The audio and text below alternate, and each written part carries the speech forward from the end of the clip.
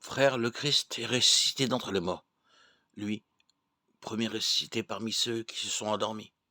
Car la mort étant venue par un homme, c'est par un homme aussi que vient la résurrection des morts. En effet, de même que tous les hommes meurent en Adam, de même c'est dans le Christ que tous recevront la vie, mais chacun à son rang.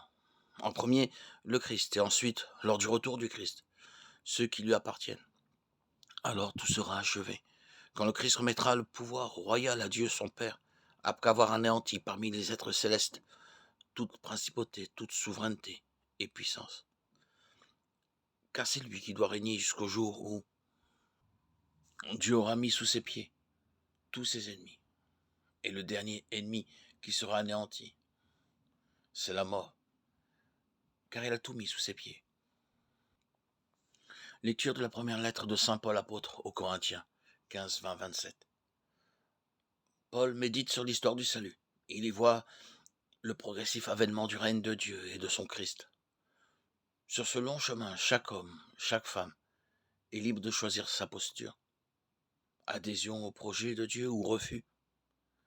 La confiance du Christ ou la méfiance d'Adam. La résurrection du Christ vient prouver que le chemin qu'il a choisi, celui de la foi, était bien le chemin de la vie.